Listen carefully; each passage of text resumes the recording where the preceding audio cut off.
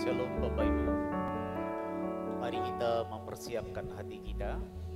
Kita akan beribadah kepada Tuhan. Mari kita tunduk kepala, kita akan berdoa. Bapa di dalam surga, di dalam nama Tuhan Yesus, hati kami meluap dengan rasa syukur karena pimpinan dan pertolongan Tuhan sepanjang pekan ini. Kami ada sebagaimana kami ada karena anugerah dan rahmat-Mu. Hari ini kami mensyukuri buat kesehatan yang Tuhan berikan atas kami. Hari ini kami mengundang Kau hadir di tengah-tengah kami.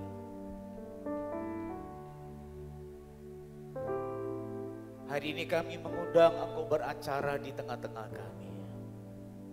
Di tengah-tengah pergumulan pandemi yang masih belum selesai. Kekuatan baru dari Tuhan kami memerlukan. Oleh sebab itu pagi hari ini, mari Tuhan Kau beracara di tengah-tengah kami. Mari Roh Kudus Kau mengurapi setiap kami. Para hamba-Mu yang ambil bagian di dalam pelayanan semua diurapi oleh kuasa Roh Kudus. Setiap ruangan ini akan dipenuhi oleh hadirat Tuhan. Sehingga setiap orang yang ada di tengah-tengah ini, mereka akan mengalami perjumpaan baru dengan Tuhan. Ampuni segala dosa dan kesalahan kami. Sucikan hati dan pikiran kami ya Tuhan. Layakkan kami dengan kuasa darah untuk menghampiri takhta-Mu yang kudus. Sebentar kami akan menaikkan pujian dan penyembahan kepada Tuhan. Bertakhtalah di atas pujian kami. Menjamah, memberkati dan memulihkan setiap kami. Hari ini kami juga mengalami perjumpaan baru melalui kuasa firman-Mu. Sehingga sepulang dari ibadah kami tidak sama pada waktu kami datang. Karena Tuhan telah menjamah kami dan menolong kami. Segala kuasa yang bukan dari Tuhan yang akan mengganggu ibadah kami sepakat bertindak di dalam nama Yesus, kami ikat dan kami hancurkan. Mari Roh Kudus tolong kami dan berkati kami. Dari awal sampai akhir ibadah kami serahkan di dalam nama Tuhan kami, Yesus Kristus. Haleluya. Amin.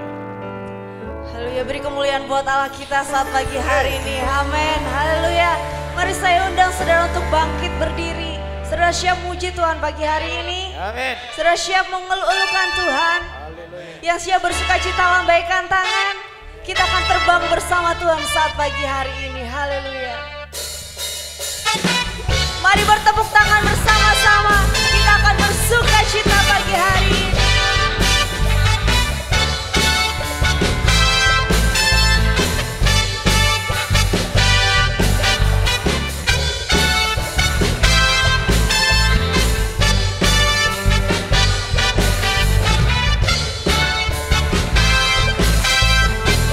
Mari katakan firman-Mu Tuhan.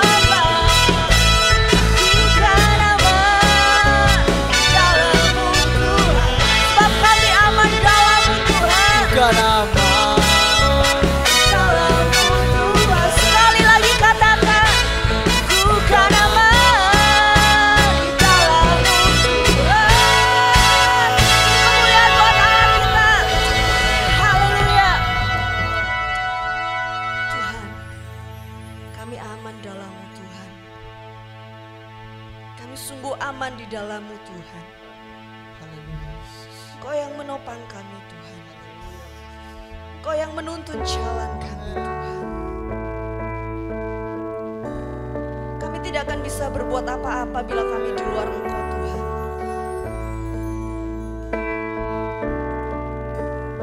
Untuk itu kami mau hidup di dalam-Mu Tuhan. Hidup bersama-Mu Tuhan. Kami mau melekat kepada pokok anggur kami Tuhan. Kami mau berbuah lebat demi kemuliaan-Mu Tuhan. Sehingga nama-Mu akan semakin dipermuliakan. Untuk itu Tuhan, pulihkan kami. Ubah kami Tuhan. Bentuk kami jadi seperti-Mu Tuhan. Terima kasih Yesus.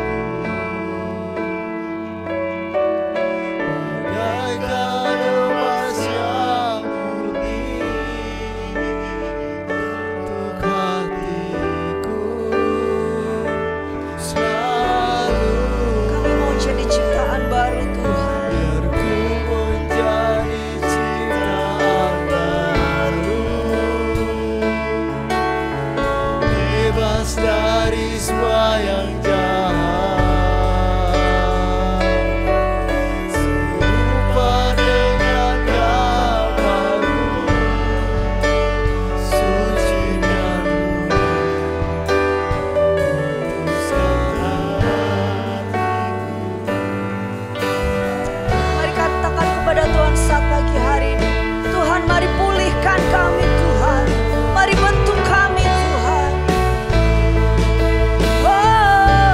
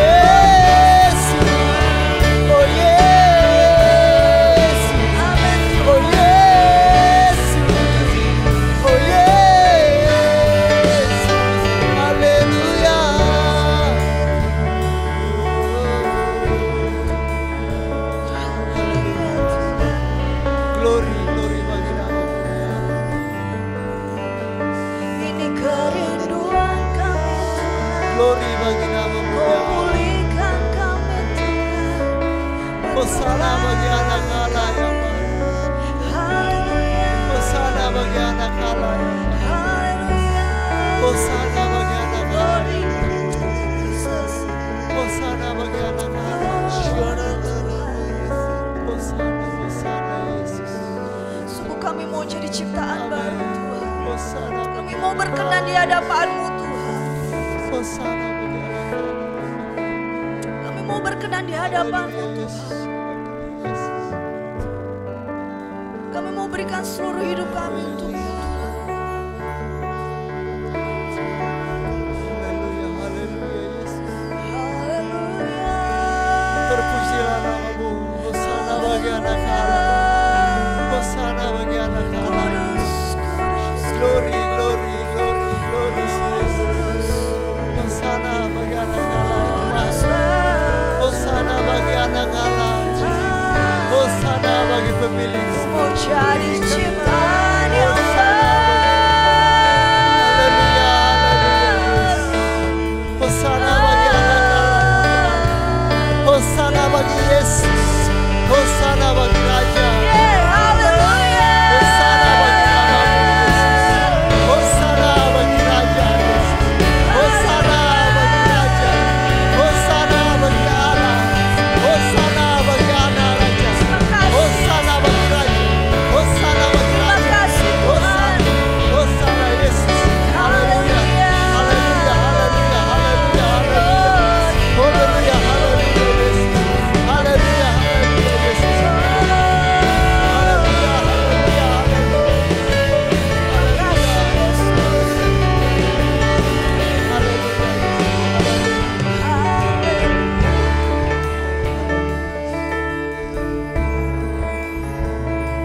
Dia ada di tengah-tengah kita saat pagi hari ini. Mari kita nyatakan kerinduan kita. Mari katakan kerinduan kita kepada Tuhan.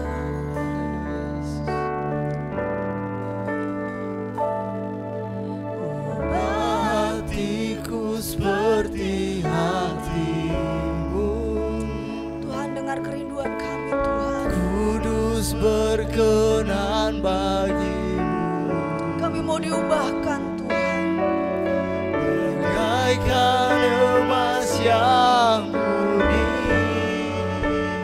bentuk hatiku selalu. Biar ku menjadi ciptaan baru, bebas dari semua yang jahat.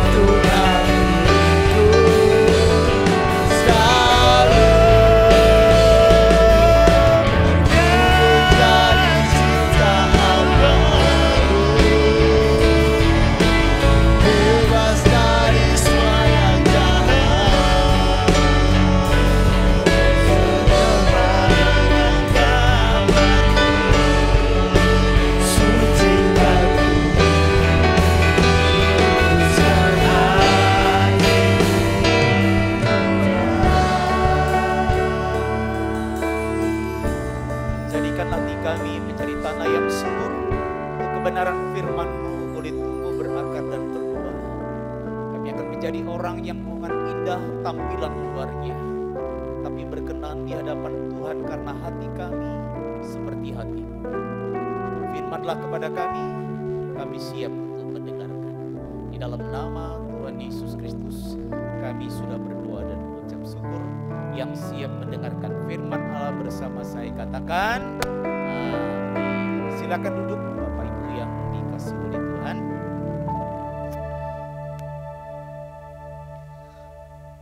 Tema kita bukan tampilan, tetapi buah. Ilustrasi gambar yang ada di depan Bapak Ibu Saudara, ada dua kelinci, yang satu dia memperhatikan bagian luar. Sepertinya pohonnya bagus, indah, kelihatan subur. Dia berpikir wortel yang ada di dalamnya pasti bagus. Tapi saudara lihat, justru pohon wortel yang kelihatannya kurus di dalam tanah begitu bagus. Kita sering terkecoh dengan penampilan orang karena memang kita sering melihat hanya sampai di apa yang dilihat mata. Tampilan berikutnya adalah buah durian. Dari luar kelihatannya mengerikan, tajam dan membahayakan, tetapi jika dibuka di dalamnya buahnya rasanya manis, baunya juga sedap, manis legit. Ada yang pahit sih, tetapi itu soal selera. Saudara, kita sebagai orang Kristen seringkali seperti itu. Kita hanya menampilkan diri kita di luar kelihatannya luar biasa, tapi sebetulnya di dalamnya tidak. Memang kita memiliki sudut pandang yang berbeda. Ini adalah kutipan ayat firman Allah. Bukan yang dilihat manusia, yang dilihat Allah.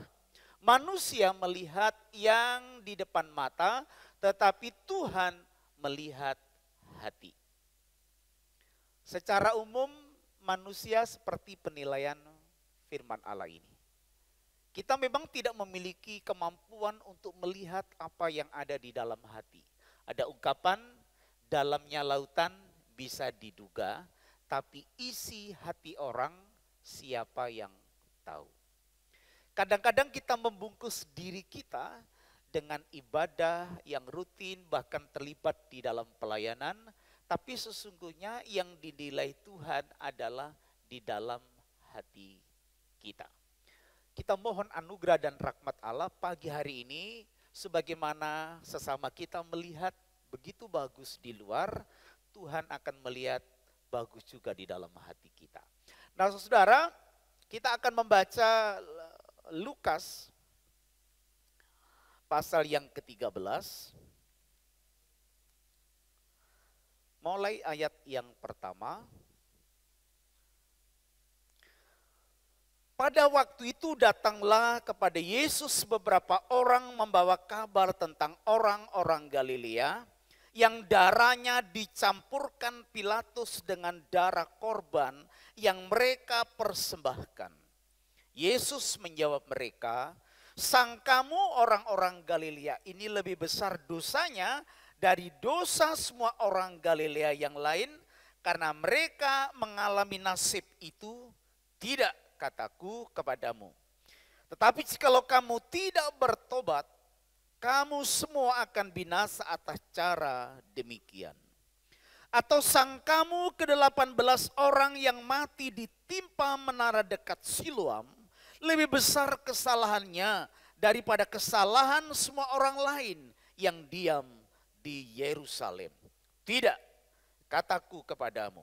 Tetapi jikalau kamu tidak bertobat, kamu semua akan binasa atas cara demikian." Lalu Yesus mengatakan perumpamaan ini. Seorang mempunyai pohon ara yang tumbuh di kebun anggurnya. Dan ia datang untuk mencari buah pada pohon itu, tetapi ia tidak menemukannya. Lalu ia berkata kepada pengurus kebun anggur itu, "Sudah 3 tahun aku datang mencari buah pada pohon ara ini dan aku tidak menemukannya. Tebanglah pohon itu Untuk apa ia hidup di tanah dengan percuma? Jawab orang itu, Tuhan, biarkanlah dia tumbuh 1 tahun ini lagi. Aku akan mencangkul tanah sekelilingnya dan memberi pupuk kepadanya. Mungkin tahun depan ia berbuah. Jika tidak, tebanglah dia. Bapak Ibu yang dikasihi oleh Tuhan, kali ini kita akan melihat lagi bahwa kebanyakan orang termasuk para murid menilai orang hanya sebatas kulitnya saja. Ada sebuah tragedi yang dilaporkan kepada Yesus. Satu tragedi Galilea, yang kedua tragedi kolam Siloam. Nah, di ayat yang kita baca, mulai ayat yang pertama sampai ayat yang ketiga dikatakan, pada waktu itu datanglah kepada Yesus beberapa orang membawa kabar tentang orang Galilea yang darahnya dicampurkan Pilatus dengan darah korban yang mereka persembahkan. Nah, ada orang-orang Galilea yang mengalami masalah yang sangat tragis. Ia sedang ke bait Allah, dia mempersembahkan korban. Tapi Pilatus membunuh si pembawa korban itu dan kemudian darahnya dicampur dengan darah binatang yang dikorbankan. Kemudian orang yang membawa kabar kepada Yesus itu ingin mendengar apa penilaian Tuhan Yesus terhadap peristiwa tragis ini. Saya sesungguhnya tidak mengerti kenapa orang-orang ini membawa berita tragis ini kepada Yesus. Bisa jadi ini asumsi saya, agar Tuhan Yesus sebagai orang Galilea turut prihatin dengan apa yang terjadi. Kemudian Tuhan Yesus melakukan sesuatu untuk melawan kekejian Pilatus.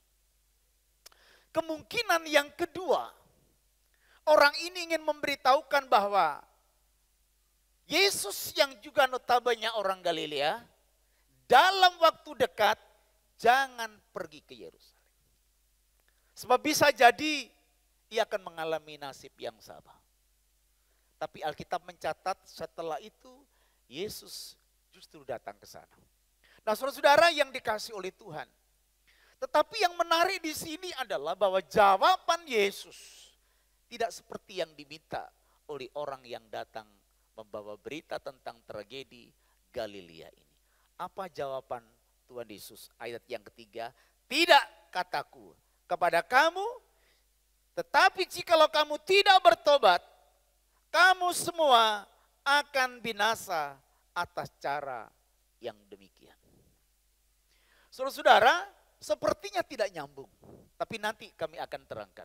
Kemudian Tuhan Yesus untuk memberikan penekanan agar orang-orang ini tidak memberikan penilaian negatif terhadap orang Galilea. Dia berpikir orang ini mengalami nasib tragis karena dia memiliki dosa yang besar di hadapan Tuhan. Itulah sebabnya Tuhan tidak melindungi. Itulah sebabnya Tuhan membiarkan orang-orang Galilea ini mengalami masalah yang tragis. Tapi kemudian dia memberikan suatu perbandingan. Perhatikan, baru-baru ini juga terjadi satu masalah yang tragis.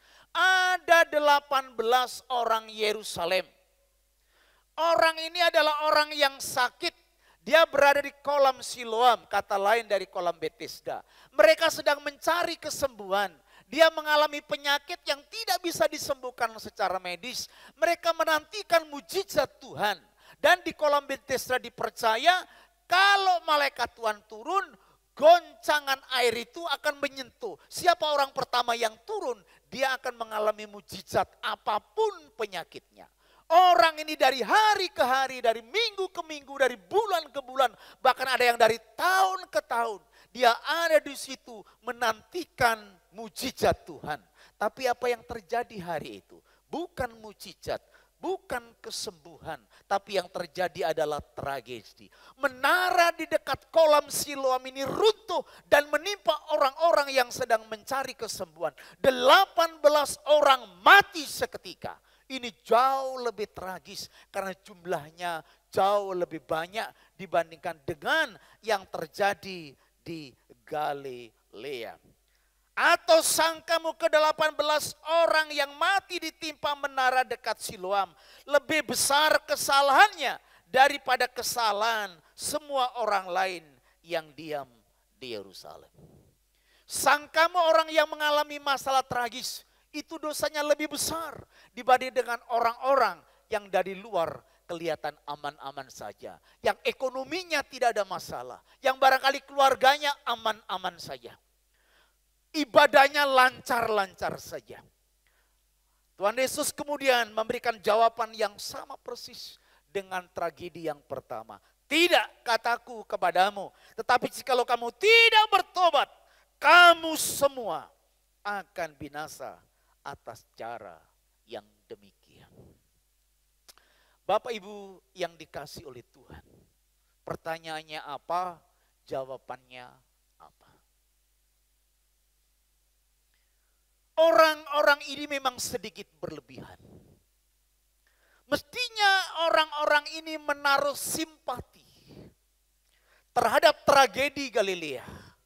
Mestinya para murid ini menaruh simpati terhadap 18 orang Yerusalem yang tertimpa menara. Tapi mereka justru berasumsi negatif. Pasti orang ini dosanya besar sehingga dia diganjar sakit oleh Tuhan.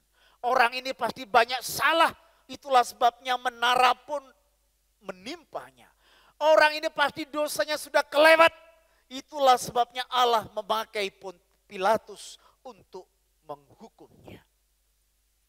Tanpa disadari Bapak Ibu, inilah yang kita lakukan. Kalau kita melihat orang-orang di sekitar kita sedang mengalami masalah, kita berasumsi negatif. Pasti orang ini ada salah, pasti orang ini banyak dosa, pasti dosanya lebih banyak dibanding dengan dosa saya.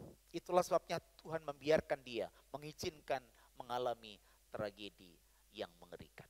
Saudara-saudara yang dikasihi oleh Tuhan, dosa tidak menentukan cara bagaimana seseorang mati. Ada orang yang mati karena kecelakaan. Ada orang Kristen yang mati karena sakit. Ada orang Kristen yang mati menjadi syahid. Dia dibunuh karena imannya. Yohanes Pembaptis, orang yang kudus, perintis jalan bagi pelayanan Yesus.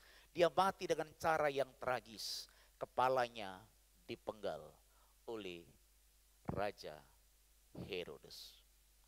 Orang-orang di Timur Tengah banyak yang kehilangan nyawa oleh karena keganasan orang-orang ISIS. Apakah orang-orang yang mati dengan cara yang tragis ini dosanya lebih besar dibandingkan saudara dan saya yang ada di tempat ini? Apakah dosa gereja-gereja di Timur Tengah itu lebih besar dibandingkan dengan dosa gereja-gereja yang ada di Indonesia? Tentu tidak. Tapi itulah penilaian kita. Apalagi yang lagi makmur dan tidak ada masalah. Lihat, kami yang diperkenan oleh Tuhan. Kami menikmati banyak kemudahan dan kemakmuran. Saudara-saudara yang dikasihi oleh Tuhan.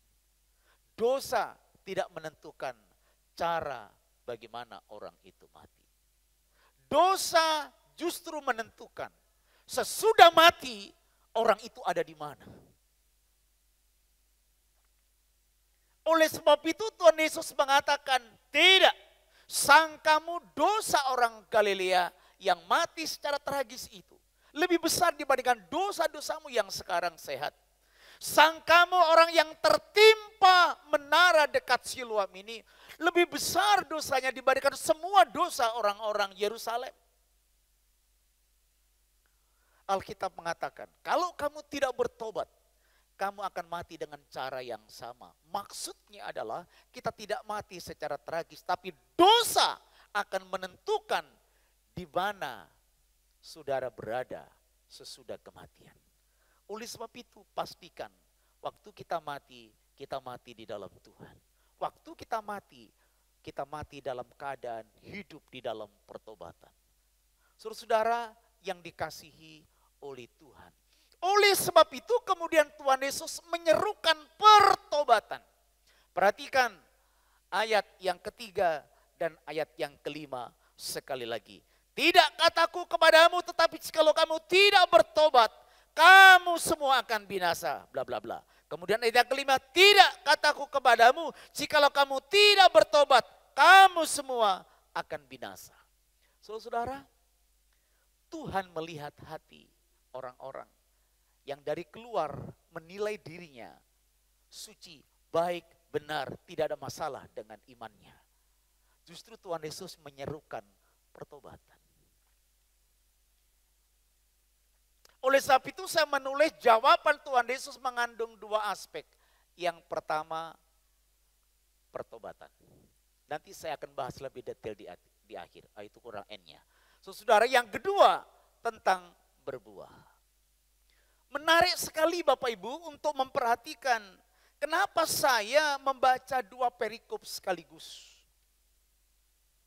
Perhatikan ayat yang ke-6 Bapak Ibu. Lalu Yesus mengatakan perumpamaan ini. Setelah ditanya soal tragedi Galilea dan tragedi Siloam. Lalu Yesus mengatakan perumpamaan ini. Perumpamaan apa? Pohon ara yang tidak berbuah.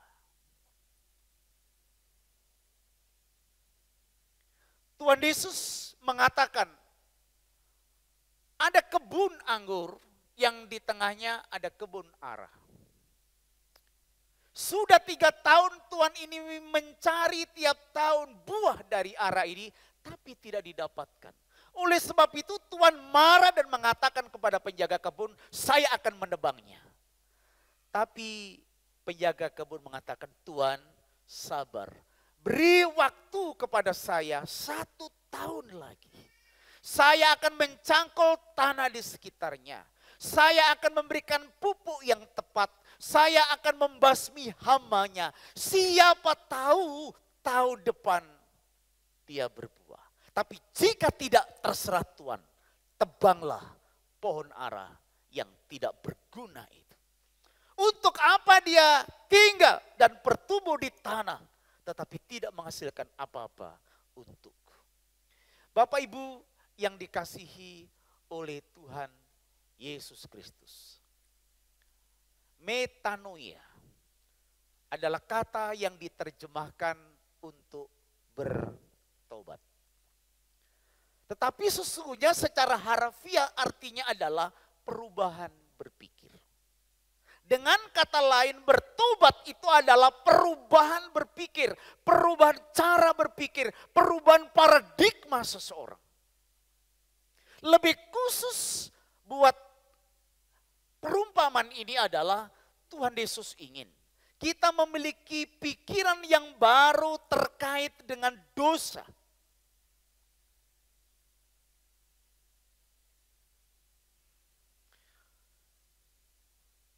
Anda adalah apa yang Anda pikirkan.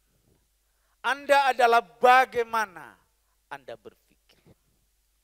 Kalau saudara ingin melihat orang itu sudah bertobat atau belum, perhatikan cara berpikirnya, cara bersikapnya, cara bertindaknya. Karena memang pertobatan itu adalah perubahan cara berpikir. Kalau kita masih berpikir seperti kebanyakan orang, melihat orang lain dari tampang luarnya saja. Kalau saudara menilai tampang luarnya, mungkin orang Jawa lah yang banyak masuk surga. Karena kelihatannya alim-alim, ngomongnya kalem-kalem. Berbuat jahat pun nyun sewu mas, kula kejroh nggih, sigiling. Lah kalau saudara orang luar Jawa, orang Batak kayak Pak Belin suruh halus sama kita ya enggak bisa loh. Memang orang dari sononya sudah begitu. Tapi kita sering melihat seperti itu. Kalau melihat tampilan luar, orang-orang yang mau nipu itu bagus-bagus, baik-baik hati, ngomongnya juga sopan-sopan. Saking sopannya, saking baiknya kita nggak tahu kalau kita mau ditipu.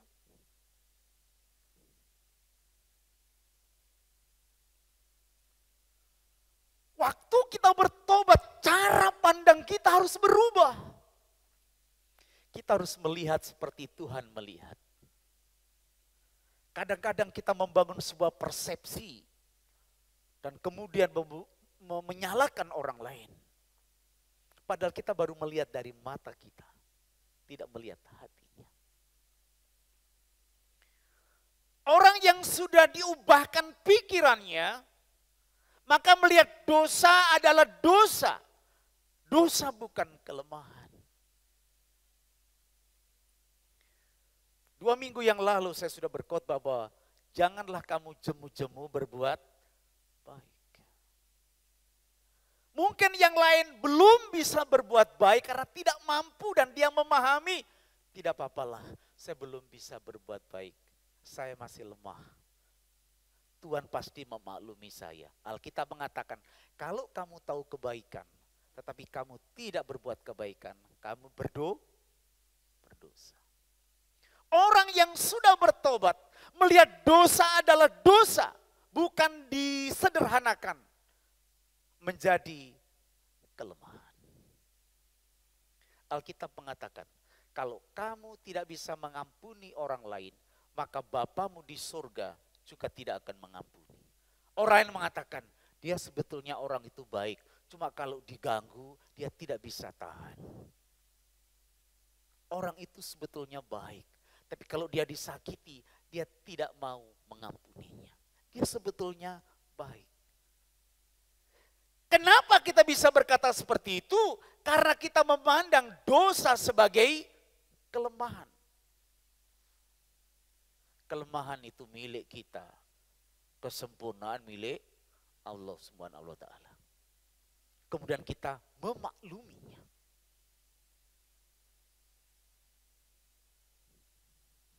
Ingat dan kuduskanlah hari Sabat.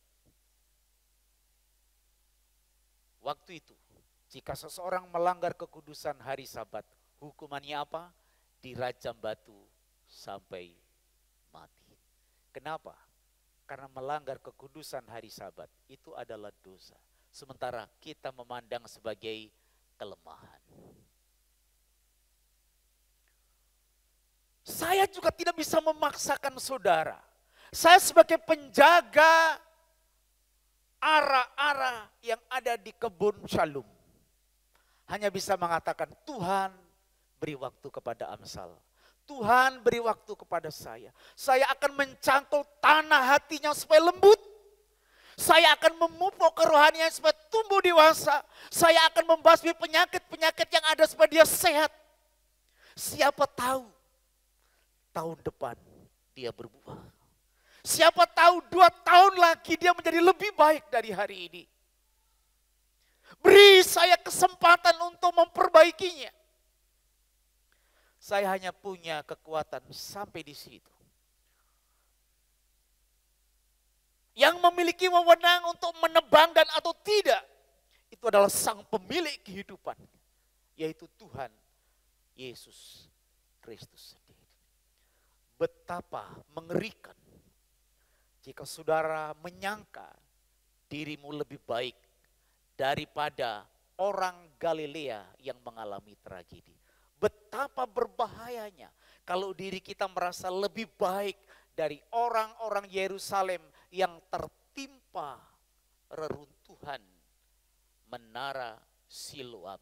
Betapa mengerikan kalau kita merasa diri lebih baik dari orang-orang yang ada di kanan kiri muka belakang saudara.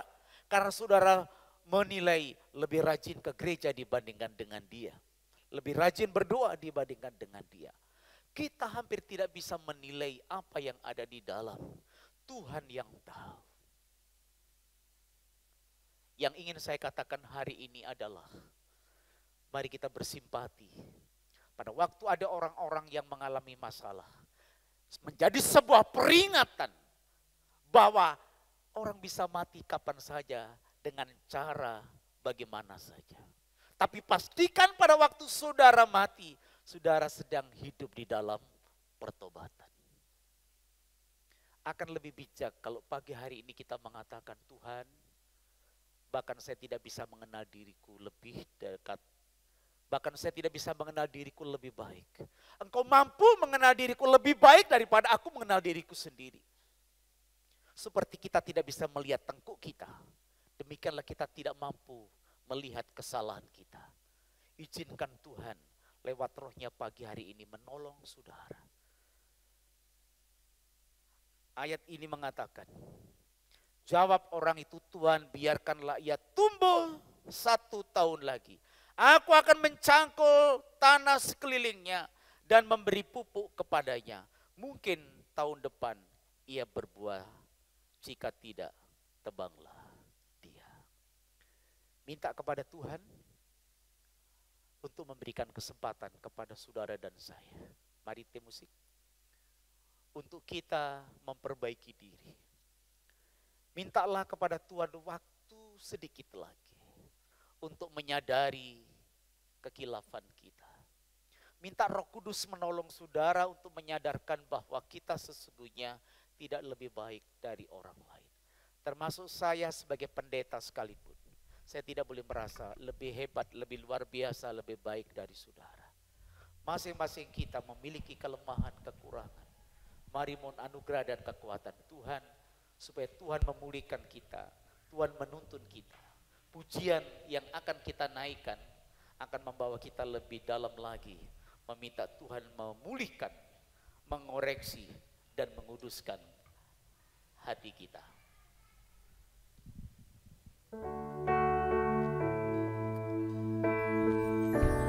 Nyanyikan lagu ini dengan pengertian.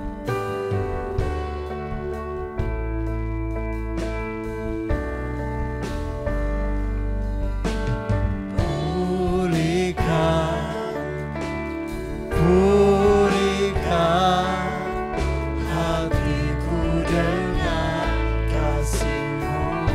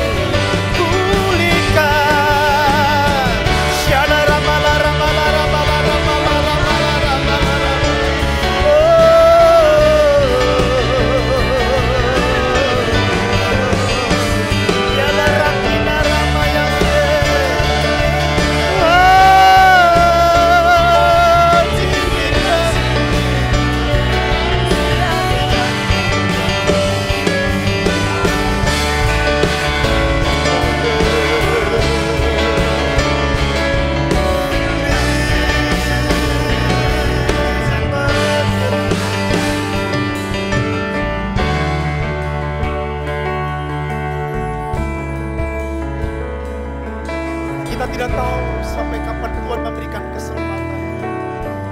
Yang jelas Dia selalu mengamati kita dan Dia ingin mencari buah pertobatan yang ada di dalam diri kita. Sungguh kita tidak tahu. Kematian sesungguhnya hanya sejengkal saja dari hidup kita. Kematian tidak mengenal orang baik ataupun orang yang kurang baik. Mari kita melihat saudara kita dengan cara yang berbeda hari ini. Sesungguhnya kita tidak lebih baik dari siapapun juga.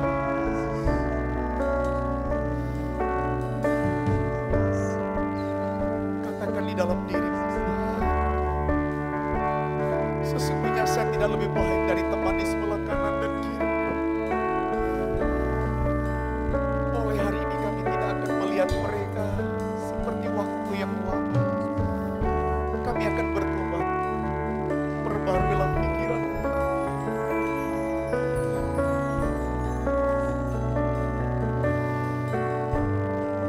Mari kita menyanyi.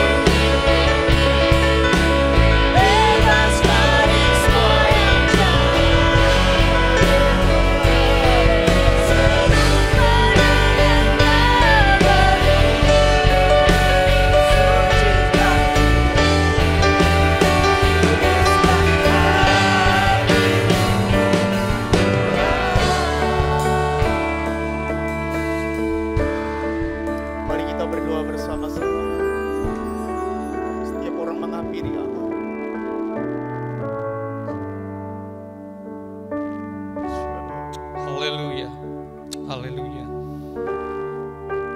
Kami bersyukur padamu Tuhan.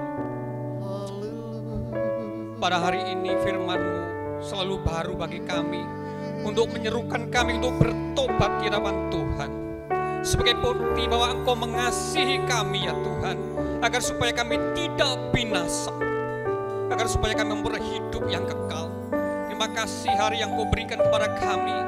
Engkau masih memberikan waktu bagi kami untuk memperbaiki diri kami ya Tuhan, untuk menghasilkan buah-buah pertobatan. Ampuni segala dosa dan kesalahan kami ketika kami melakukan pelanggaran-pelanggaran Tuhan. Kuduskanlah hati kami, pikiran kami, angan-angan kami, perasaan kami, agar hidup kami semakin hari semakin berkenan di hadapan Tuhan. Hidup kami menjadi berkat bagi banyak orang, sehingga nama Tuhan dipermuliakan. Ketika Engkau datang kali kedua, kami boleh bersama-sama dengan Engkau. Ya Bapa, Engkau memberkati sidang jemaat-Mu yang telah mendengarkan sebagian dari firman-Mu ini Tuhan. Engkau memberkati jemaat-Mu di tempat ini Tuhan. Kuduskanlah Tuhan. Berkati Tuhan. Pimpin dengan kuasa Roh-Mu, agar supaya hidupnya semakin berkenan di hadapan Tuhan, menghasilkan buah pertobatan, sehingga nama Tuhan dipermuliakan, sehingga boleh menjadi berkat dimanapun jemaat-Mu berada, menjadi kesaksian di dalam kehidupannya. Nama Tuhan dipermuliakan, sehingga Engkau ketika datang kali kedua, kami boleh bersama-sama dengan Engkau. Engkau memberkati hamba-Mu yang telah menyeberangkan kebenaran firman-Mu, yang telah menjadikan saluran berkat bagi kami semua. terus berikanlah Tuhan kuasa, hikmat yang dari para Tuhan mengalir dalam kehidupan hamba-Mu, agar supaya hamba-Mu terus menjadikan berkat bagi kami semua, untuk membawa kami lebih hari lebih dekat kepada Tuhan, lebih hari lebih bertobat, lebih hari menghasilkan buah dan nama Tuhan dipermuliakan. Terima kasih Bapa, terima kasih. Di dalam nama Tuhan Yesus kami sudah berdoa dan mengucap syukur. Haleluya, amin. Silakan duduk kembali Bapak Ibu, saudara-saudara sekalian. Kita sudah diberkati oleh kebenaran firman Tuhan.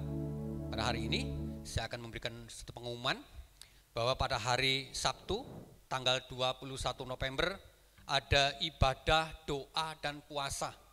Bapak Ibu saudara sekalian diberikan kesempatan waktu yang indah ini untuk datang bersama-sama di rumah Tuhan jam 10 pagi. Saya percaya kita dilepas dari beban dan pergumulan yang dihadapi, kita serahkan kepada Tuhan, maka Tuhan sumber jawaban yang akan menolong bagi Bapak Ibu saudara sekalian. Lalu kemudian sorenya ada ibadah kaum muda yang dimulai jam 6:30 malam. Kemudian pada hari Minggu depan tanggal 22 November ada ibadah umum. Ibadah pertama dimulai jam 7 pagi, ibadah kedua dimulai jam 9 pagi.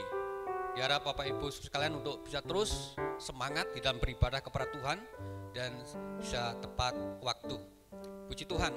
Lalu kami sampaikan lagi untuk perayaan Natal, bahwa perayaan Natal diadakan pada hari Minggu tanggal 20 Desember 2020 jam 5 sore. Lalu kemudian ibadah Natal pada hari Jumat tanggal 25 Desember 2020 jam 8 pagi. Lalu kami sampaikan juga bahwa anggaran Natal untuk tahun ini 18.850.000 rupiah. Kemudian dana yang sudah terkumpul sampai hari ini 4.030.000 rupiah. Sehingga dana yang diperlukan tinggal 14.820.000 rupiah. Terima kasih atas partisipasi dari Bapak Ibu saudara sekalian. Kemudian dana masih kurang ini kita terus doakan, dan panitia Natal masih terus membagikan amplop persembahan khusus bagi Bapak Ibu saudara sekalian. Kita terus doakan agar supaya dana yang dibutuhkan ini terpenuhi, sehingga perayaan Natal dapat bisa berjalan dengan lancar, semua diberkati oleh Tuhan. Lalu kemudian barangkali hari ini Bapak Ibu saudara sekalian yang sudah membawa formulir pembangunan dan mungkin barangkali sudah diisi, setelah ibadah selesai segera dikumpulkan kepada Bapak Pongki atau Bapak Pran, beliau sebagai ketua pembangunan. Atau mungkin kalau belum siap bisa minggu depan atau berikutnya lagi. Memang perlu doa dan pergumulan Bapak Ibu sekalian. Kita percaya pasti Tuhan memberkati Bapak Ibu saudara sekalian. Jadi diisi baik di atas maupun di bawah. Perlu kami sampaikan bahwa rencana pembangunan akan dimulai pada bulan Agustus 2021. Dari yang janji iman masih bisa mengangsur sambil berdoa kepada Tuhan, bergumul kepada Tuhan. Terus kita mari terus pergumulkan kepada Tuhan agar pembangunan gereja kita dapat berjalan dengan lancar, sehingga pada akhirnya juga nama Tuhan saja yang dipermuliakan. Demikian pengumuman yang sudah kami sampaikan. Waktu selanjutnya kami serahkan kepada hambanya yang akan mengakhiri ibadah kita sekaligus doa berkat maupun doa untuk persembahan pada hari ini. Tuhan, setelah tadi pagi ada 3 jiwa, sekarang ada yang baru pertama kali datang hari ini. Yang pertama Irawati, dan yang kedua Mariana Marisa. Kepada yang baru pertama kali, bolehkah bangkit berdiri? Mari kita sambut saudara dengan penuh sukacita. Selamat datang, selamat bergabung. Terima kasih buat kehadirannya. Jika belum bergereja di tempat lain, kami senang minggu depan bisa bersama-sama. Nanti saudara bisa berkenalan lebih jauh setelah ibadah ini selesai. Silakan duduk kembali. Setelah kami rapat dengan Dandim dan Kapolresta, dalam hal ini diwakili oleh Kasat Intel Bapak Yudi, saat Intel yang baru, kita mendapatkan dispensasi lagi bahwa hari Natal khususnya ibadah boleh dihadiri mulai umur 7 sampai 70 dengan tetap menggunakan protokol kesehatan, sementara durasinya ditambah dari 1 jam sampai 1 jam setengah. Ini sesuatu yang sangat melegakan.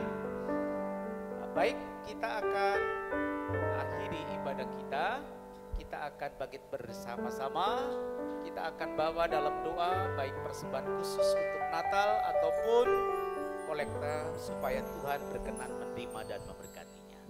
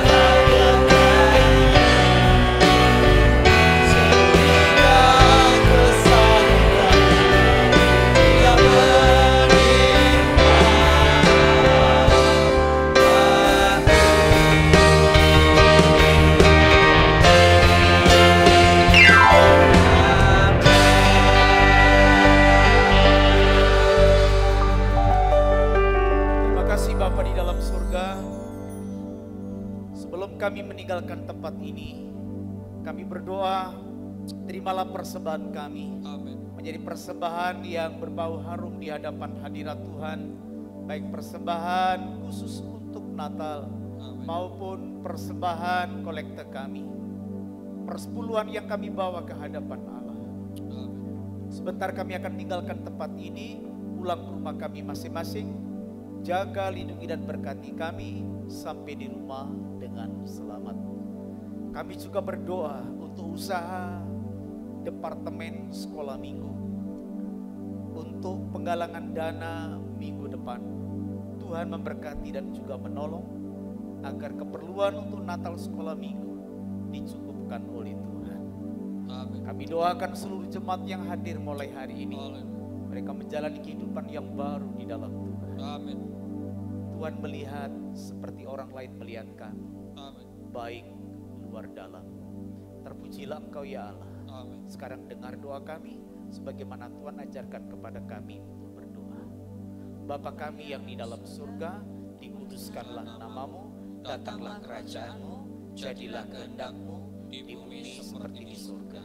Berikanlah pada hari ini makanan kami yang secukupnya, dan ampunilah akan dosa kami seperti kami juga mengampuni orang-orang yang bersalah kepada kami.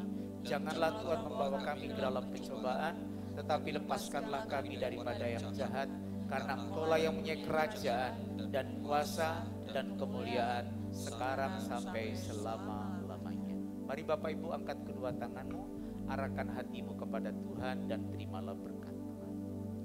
Pulanglah, terimalah kiranya segala berkat dari Allah Bapa di surga, cinta cinta kasih dari Tuhan Yesus Kristus Sang Putra, pimpinan, bimbingan, dan penghiburan dari Allah Roh Kudus kiranya menyertai Bapak, Ibu, dan saudara sekalian mulai hari ini sampai Maranatha, Tuhan Yesus datang kali yang kedua. Di dalam nama Tuhan Yesus kami akhiri ibadah raya kami. Yang percaya berkat Tuhan bersama saya katakan amin.